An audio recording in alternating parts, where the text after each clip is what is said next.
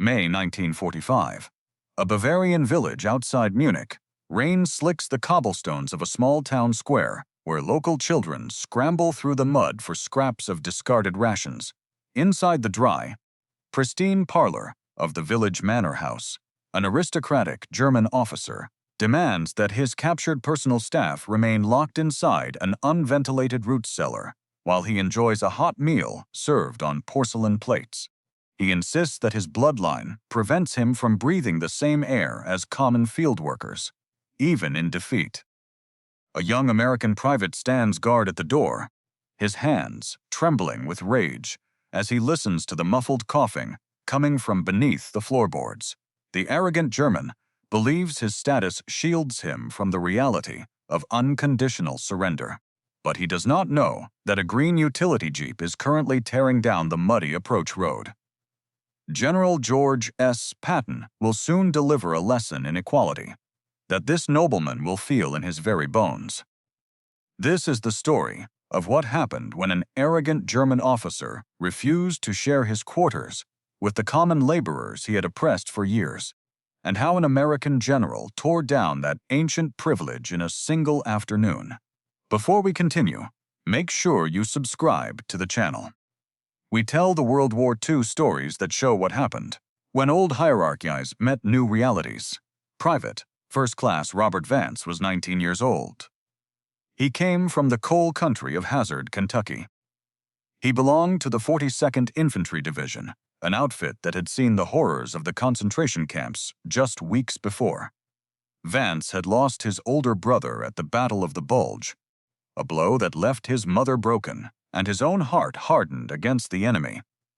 He had enlisted the day he turned 18, eager to do his part, but entirely unprepared for the sheer scale of human misery he would witness in the final months of the war. Now his boots were caked in German mud, his rifle felt heavy, and his assignment was to stand guard at the grand entryway of an estate that felt entirely removed from the suffering of the surrounding countryside. Baron Ulrich von Schill was 54 years old. He held the rank of Standartenführer in the reserve forces and claimed lineage from Prussian nobility. Von Schill believed that the collapse of the Reich was merely a temporary political setback, not a true defeat of his class. He insisted that born rulers possessed a biological need for clean air, fine linen, and absolute separation from the unwashed masses who worked the soil. His uniform was tailored from the finest wool, his tall leather boots shone despite the rain, and an iron cross hung prominently from his collar.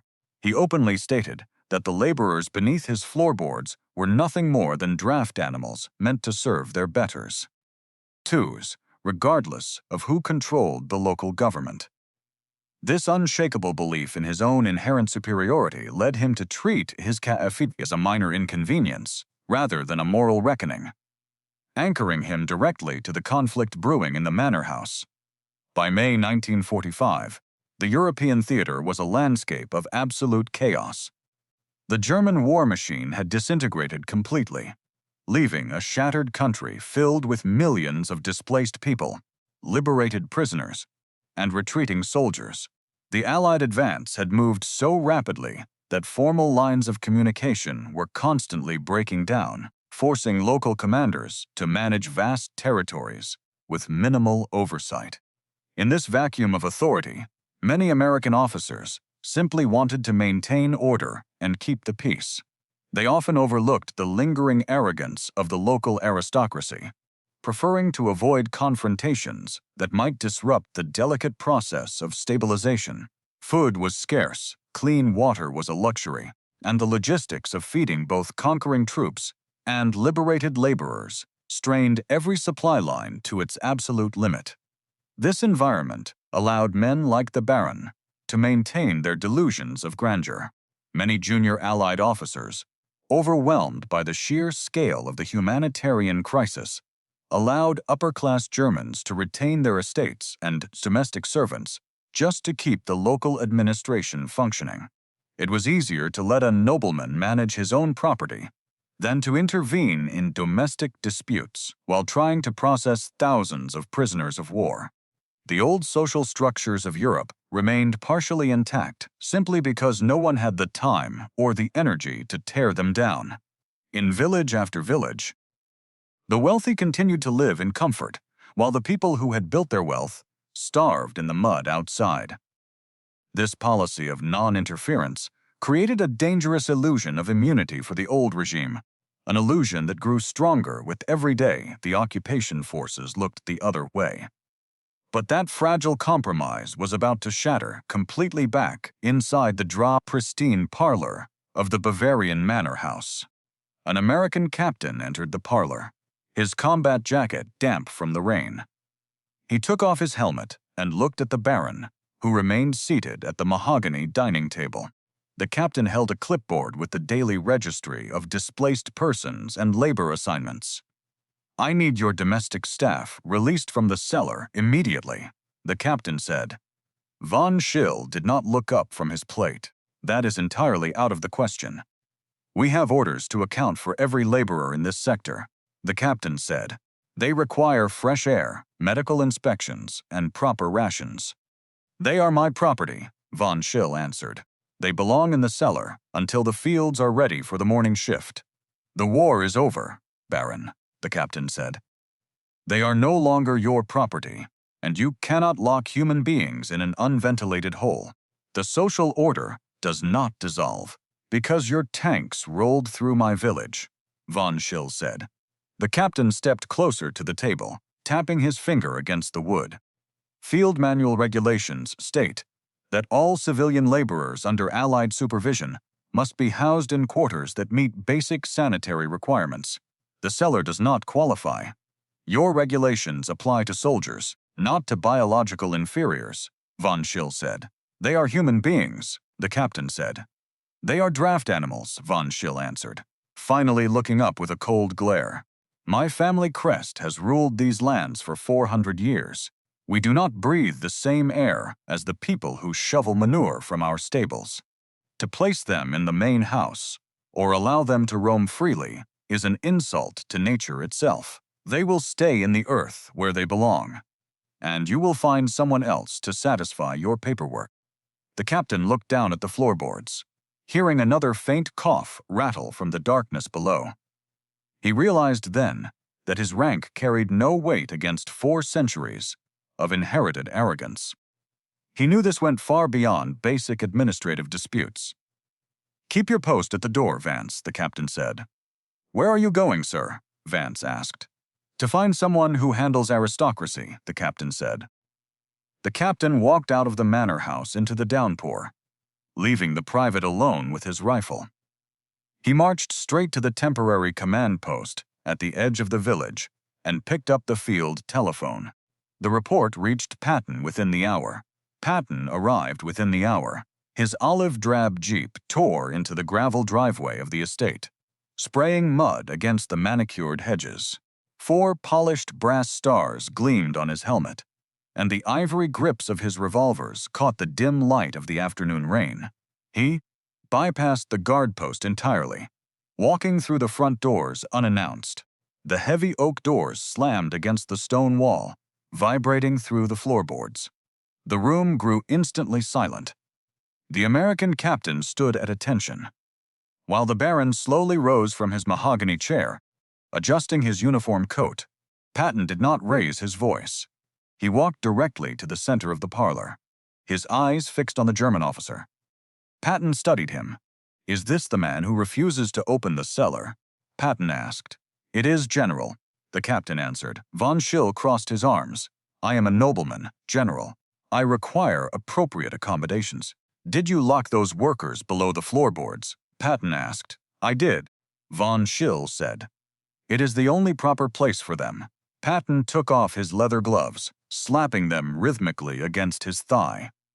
"You believe your bloodline entitles you to clean air while they choke in the dark. It is a matter of natural hierarchy," Von Schill answered.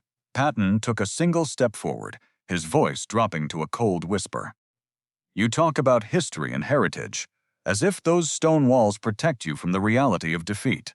You stand here in a tailored uniform, boasting of a 400-year legacy, while the very people who built this house are suffocating beneath your feet. The German Reich is gone, Baron. Your titles are dirt. Your family crest means nothing to the United States Army.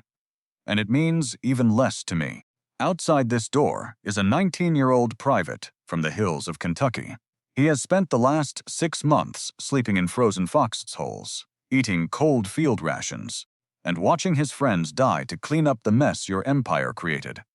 He does not have a castle. He does not have a coat made of fine wool. But he has more honor in his fingernail than you have in your entire ancestry. You have spent years separating yourself from the people you consider inferior.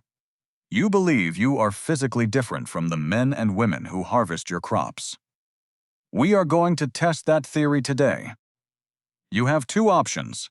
You will either unlock that root cellar, carry every piece of your fine porcelain down into the dark, and spend the next 48 hours breathing the exact same air as your workers, or my guards will chain you to the main support beam in the center of that cellar until the village council decides what to do with your property. 2 options. Pick one in the next 10 seconds. Von Schill looked at the ivory revolvers, then at the cold determination in the general's eyes.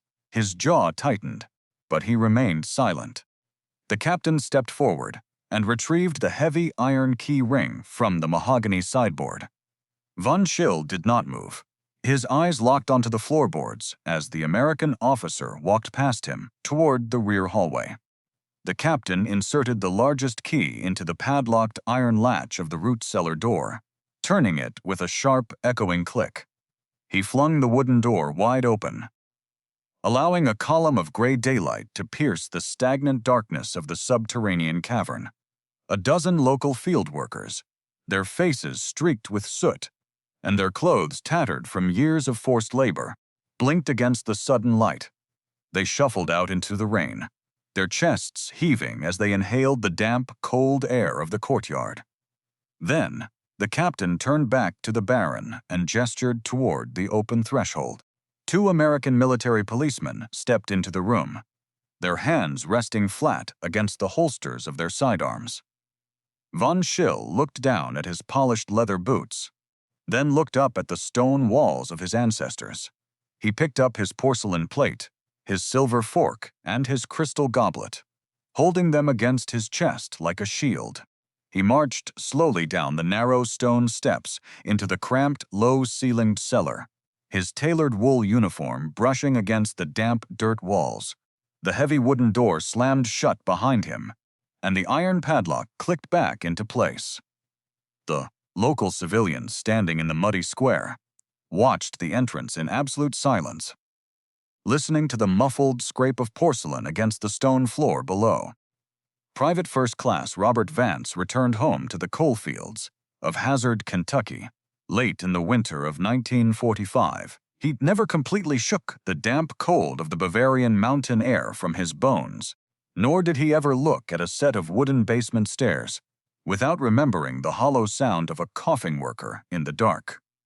He worked as a mechanic for 34 years, raised 3 children, and rarely spoke about the war, except to mention the absolute precision of a certain olive-drab utility jeep.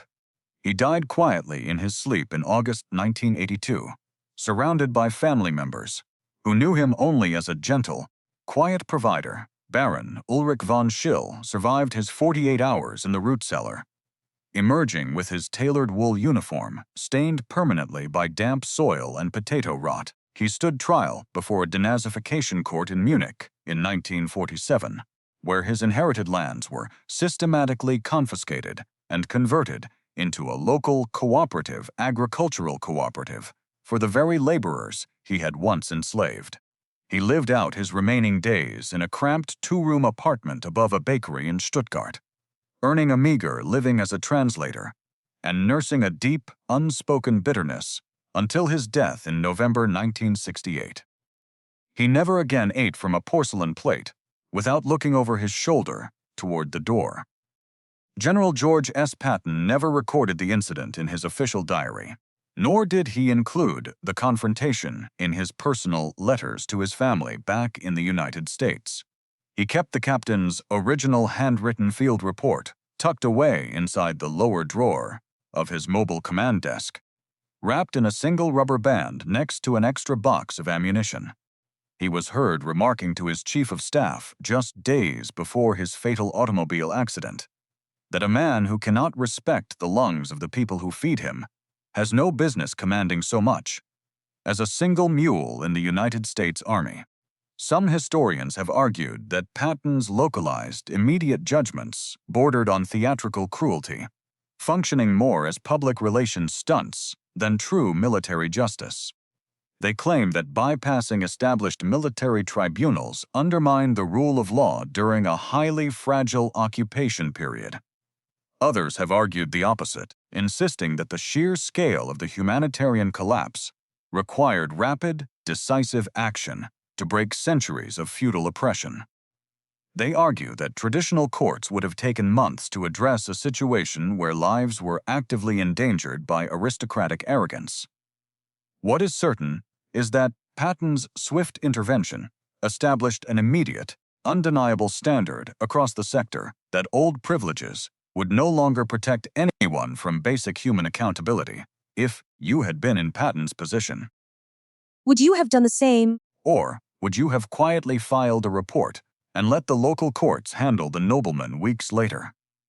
Let us know in the comments below. And if you want more stories about what happened when old hierarchies met new realities, make sure to subscribe.